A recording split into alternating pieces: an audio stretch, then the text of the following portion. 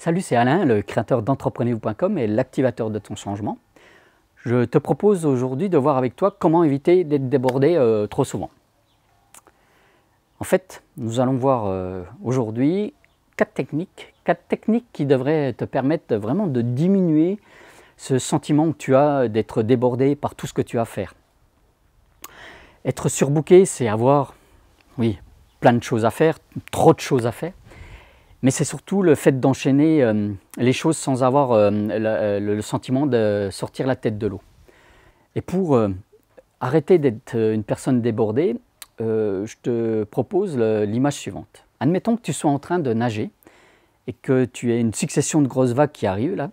Donc tout d'un coup, là, tu t'en prends une dans la figure. Bon voilà, tu commences à paniquer parce que tu as de l'eau dans la bouche, tu as du mal à respirer. Et puis vlan, il y a une deuxième vague qui arrive. Donc tu ravales de nouveau de l'eau. Cela de nouveau te fait paniquer. Tu arrêtes de nager. Donc tout d'un coup, tu arrêtes de nager. Donc tu commences à couler. Donc tu gesticules parce que tu es en mode apnée, tu remontes à la surface et puis ainsi de suite, il y a une nouvelle vague et autres et autres et autres. Stop, stop, c'est exactement ce qui se passe quand tu es débordé. Et donc pour t'en sortir, je te propose ceci. En premier, démarre ta journée de façon à t'organiser. Combien de personnes là, mettent le pied par terre en se réveillant, puis hop, ça y est, c'est parti à fond les ballons. Si cela est ton cas, c'est certainement, par exemple, que tu es totalement accaparé dès le réveil par les autres. Tu as peut-être des enfants, il y a peut-être le téléphone là, qui est à portée de main sur lequel tu te jettes et puis tu vas regarder les réseaux sociaux, tu regardes les informations à la télévision. Ou, autre comportement, c'est que tu es en mode action-réaction. Et la meilleure solution, une solution qui est éprouvée par tous les gens qui réussissent leur business, même leur vie, pour pallier tout cela, c'est démarrer la journée avec un temps pour toi. Ce temps, tu dois le prendre pour savoir ce à qui tu vas destiner ta journée. Et ensuite, mets en place dans ton agenda des créneaux, des blocs, parce que j'ai un de mes potes qui s'appelle Eric Pérez, qui appelle ça les time boxing. En fait, c'est en préparant ces boîtes de temps là, que tu vas arrêter de mélanger tous les sujets en même temps. Et pour ça, tu n'as pas besoin de dépenser beaucoup de temps. En fait, en un quart d'heure, là, le matin, tu peux mettre sur papier les 3 petits pas du jour, ce à quoi tu vas consacrer ton énergie du jour. Cela, bien sûr, ne veut pas dire que tes journées vont être hyper structurées, parce qu'il y aura toujours des imprévus, mais au moins, tu ne seras plus en mode improvisation sur ce qui est à faire aujourd'hui. Ensuite, le deuxième point vient du fait que ton cerveau, comme ton corps, ont besoin de se ressourcer. Il faut faire un reset entre le projet A, ou l'action A, on va dire, qui est par exemple préparer une présentation, et le projet B, l'action B, qui est par exemple lire tes mails. Prends du temps pour t'aérer, prends du temps pour aérer tes neurones, pour t'oxygéner, et fais en sorte de faire des pauses entre chacun de tes blocs d'activité.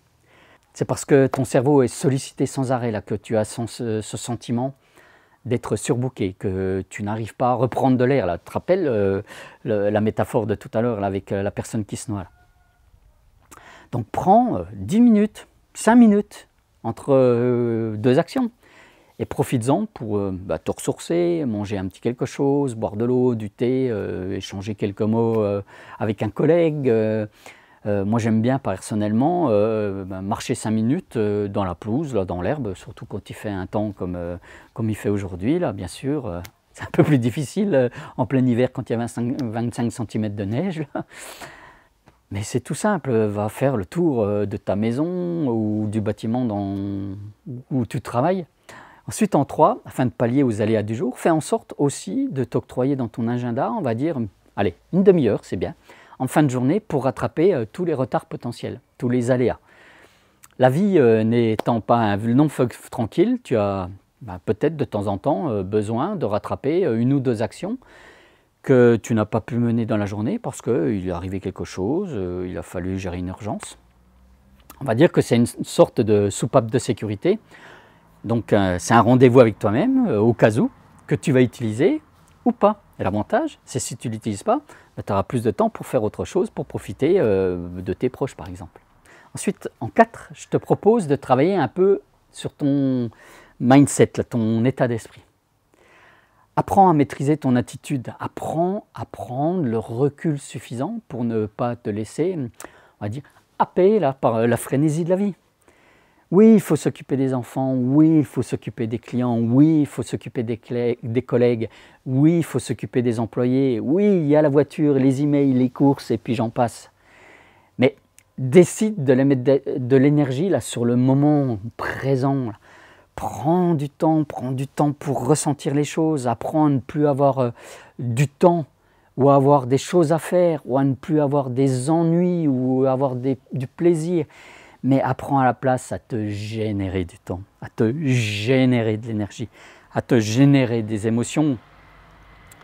Tout ça, ça va te permettre de gérer les complications, de gérer les difficultés, ou cela va te permettre d'être au service de tes clients, de ta famille, de tes collègues, de tes équipes. Je récapitule rapidement ce que nous venons de voir pour diminuer ta sensation d'être débordé. Fais en sorte en 1 de commencer chaque jour par « voici ce que je souhaiterais arriver à faire aujourd'hui », de façon à maîtriser à minima tout ce que tu as prévu de faire aujourd'hui. Ensuite en 2, fais une vraie pause de 5 à 10 minutes là, entre 2 actions, entre 2 rendez-vous, entre 2 réunions, entre 2 projets. Ensuite en 3, mets en place une soupape de sécurité afin d'avoir un temps chaque jour pour rattraper ce que tu n'as pas pu faire.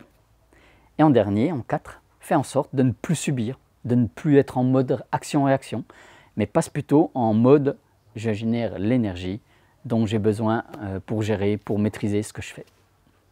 Si tu as aimé cette vidéo, mets-moi un bon coup de pouce. N'oublie pas non plus, si tu le veux, de me mettre quelques commentaires juste en dessous.